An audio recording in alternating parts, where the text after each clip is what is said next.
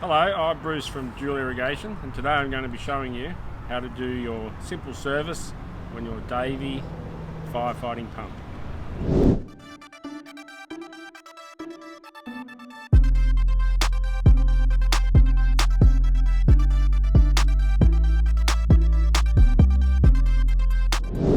It's important to have a fire pump that's reliable and ready to go at any time, especially in the fire season. So the few things I'm going to show today is how you can keep it ready to go and reliable. It starts first time every time, like a Honda and a Davey should. These in front of me are the simple tools we're going to need today. We need a spark plug spanner, a 10mm ratchet, a 10mm spanner. These are the parts we're going to be checking and replacing: a spark plug, air filter, and the oil. First thing we're going to check is the engine oil. I generally recommend that we replace the engine oil every 12 months, whether we've run the oil for throughout the season or not, or as per recommendation in the Honda catalogue, every 40 hours. But like I said, if you're not using it, replace it every year as well. Down the bottom on the side of the motor here, we have the oil filling and dipstick. Down the bottom here we have the drain plug. This motor, being brand new, is not full of oil. If it was full of oil, it's important to have a catch can underneath, so all the oil that comes out of the motor can drain into that and not all over the bench. So you take the plug out, drain the engine oil out.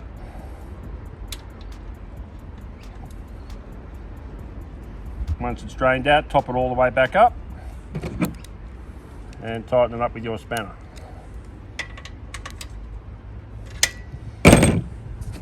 Then top the oil up through the dipstick at the top here.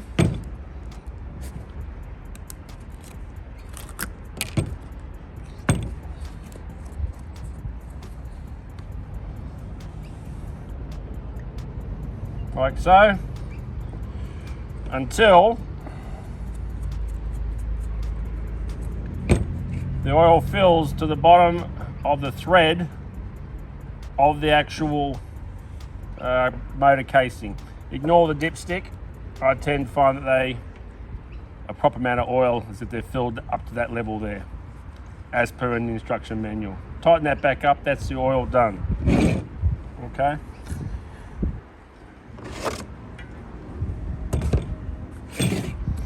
Second thing we're going to look at, around the other side of the motor now,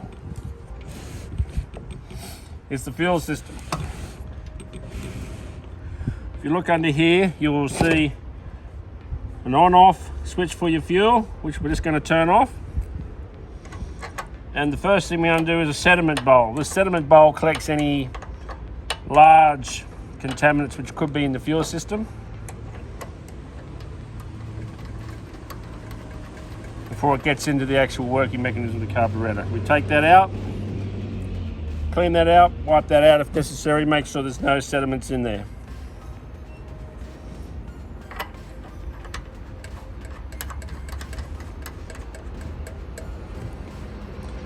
And tighten it back up.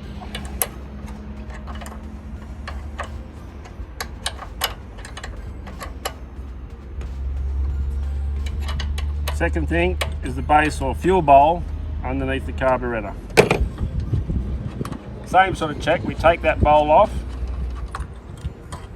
and we inspect the bottom of the bowl.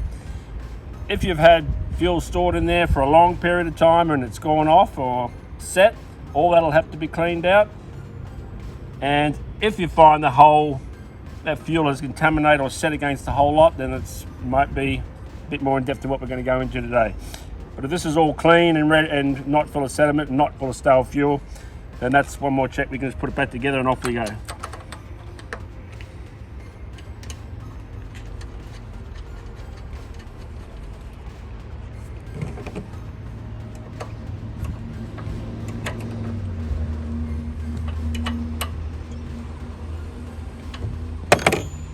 Okay, Next is on top of the carburetor, there's an air filter.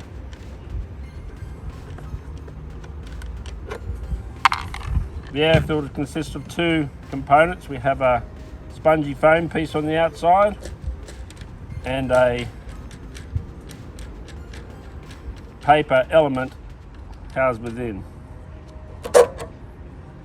They can be inspected, taken off, have a look.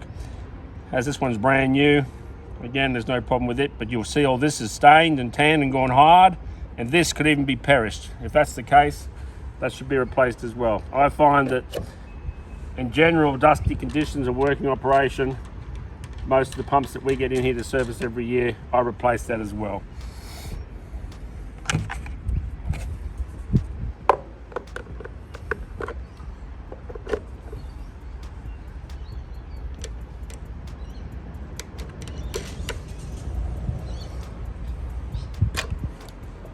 And the last piece we check with our spark plug spanner is the condition of the spark plug.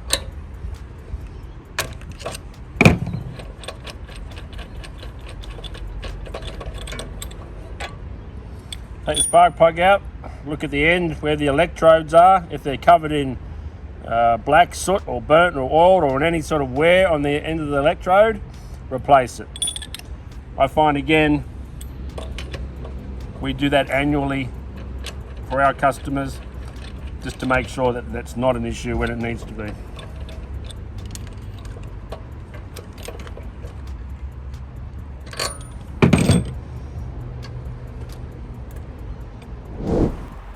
One last thing, when I finished servicing the pump and cleaned up, wiped it off, wiped if anything to clean up as much as I possibly can, I like to put some anti-corrosion spray around the paint, all the bare metal work, any of the nuts and bolts, anywhere I see any sign of corrosion, especially if I'm putting it back into storage.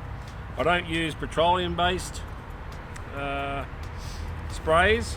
I prefer these lanolin-based sprays. They're less corrosive on any sort of plastics that might be around the motor, and I find them fantastic for stopping the corrosion and things that can shorten the life or ruin the aesthetics appeal of your motor.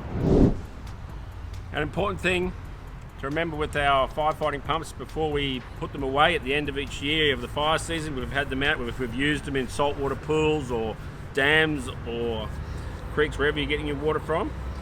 We shouldn't store the water in the actual pump or the wet end over for long periods of time. What we see inside the aluminium casing is corrosion. The worst case corrosion is with the salt, residual salt from saltwater pools. What they can actually do is corrode and eat away the entire wet end, effectively rendering the pump useless or seized or both, and therefore have to be replaced. So I recommend to people when they're finished using it, you can use it on your saltwater pools, but it must clean it out afterwards, is to drain all the salt water out of the bottom of the pool that we've used. And we can put the garden hose or fresh water through here some other way in through the suction with the motor running, not flat out, just running over, and flush all that out like it's like a washing machine, washing out all that stale water with fresh water. Rainwater or town water is the best to use, potable water. Then when we're finished, drain it out again, put the motor down to idle, and again grabbing our tin of inox, we can spray that in there so that goes across the top of all our aluminium machine surfaces. Then you find next year when you get it out, no corrosion and it's ready to go. First time. Good little tip. There's a few more tips at the beginning of each fire season or when you go to use your firefighting hoses, things that you need to check to make sure they're in working order as well. This is a flexible suction line used for throwing in the pool or on the top of a tank. A strainer on one end that stops particulates getting up and jamming the front of the impeller. So what we're going to check today to make sure all these parts are in working order too. We have a screw intact, not broken, not missing. No cracks or hoses or warps or flat pieces within the actual hose itself. On our storts fitting on the end, make sure it's swivel, the hose is clamped, not split. And on here is our rubber seal. Make sure that rubber seal is still soft, and it's a good idea to get our inox in again. You can put a bit of that on when you put it away or to use it, and that helps you do them on and up. Do them up easily rather than fight against the compression of the rubber. So that's checking the suction line. Similar here with our lay flat hose, be it this rubber lay flat hose, there is a percolating one which is very similar. Storch fittings on the end, make sure the rubber's intact, in place, hose are clamped. When you first fire it up, you can check all along if there's splits and things like that in it, it might be time to replace. On the end of our other end of our fire hose is the actual firefighting nozzle itself. Make sure that's free, moves in and out. Nothing sharp, no sharp objects on it, no sharp pieces that can cut your hands. And obviously then we do a pressure test to make sure they're working. Exactly the same as the smaller one, it's just smaller fittings. Make sure your rubbers are intact, make sure the hose hasn't got any splits, make sure it all moves, and we still have our rubber seals inside it. And you're good to go, hopefully not needed, but ready for fire season. Thank you. Thank you. That was our Flow Pro tip for the day. For more tips, please subscribe or visit our website, dualirrigation.com.au. Thanks for watching.